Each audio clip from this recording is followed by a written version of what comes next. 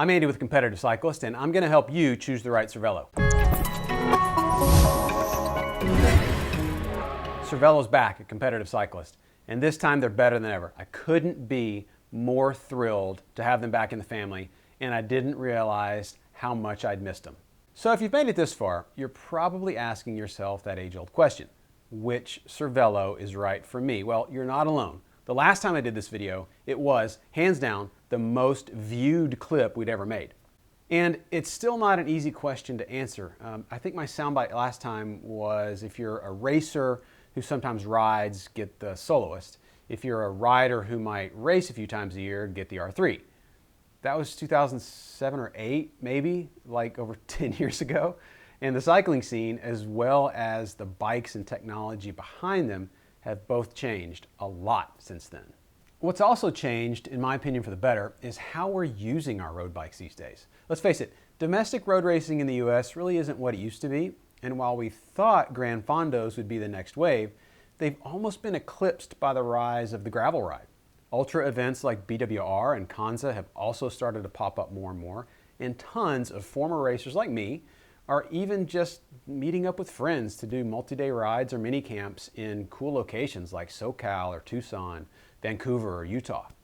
So to get back to my soundbite, my gut tells me there are many more riders than racers these days, but a lot of those riders, actually probably all of them, still want a light, efficient, affordable, and let's face it, stare-worthy bike. And I'd propose that you still need the right tool for the job, even if the job description's a little different.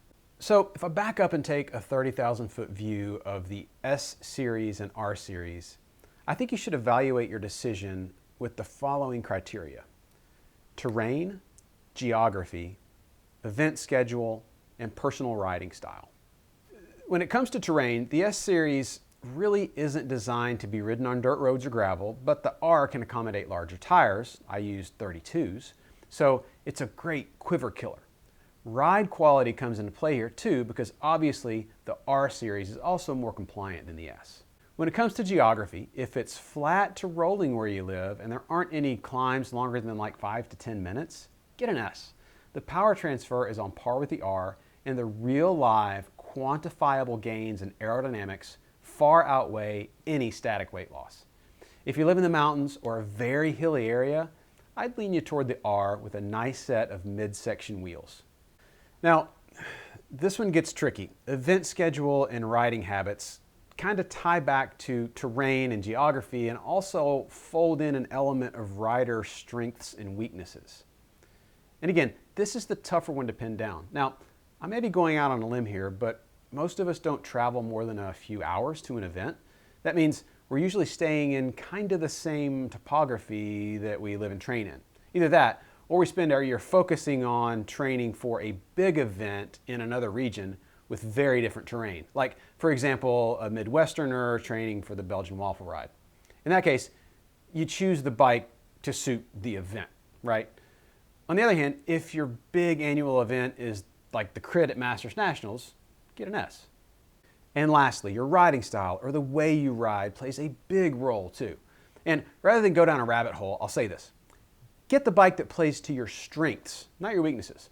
If you're already a good climber, the R will make you better, and you can sit in when it's flat and windy, just kind of like you always do. If you're a gear-mashing breakaway artist, get an S and gain a quantified advantage over your competition. If you're looking for a single bike to span all of it, then yeah, sure, it's the R5. Like I said, I fit big tires on mine, spent several hours on dirt roads without issue. I flipped back to a set of 28C road tires, and it was a great bike for the uber fast days with the group. But having said that, the temptation was always to reach for the S3 when I knew I was headed for a fast rolling group ride. You can't really go wrong with either bike, and ideally you might want to buy one of each to cover all your bases. I think that's probably what I'm going to do. If you have any questions about Cervelo, please give us a call or send an email to sales@competitivecyclist.com.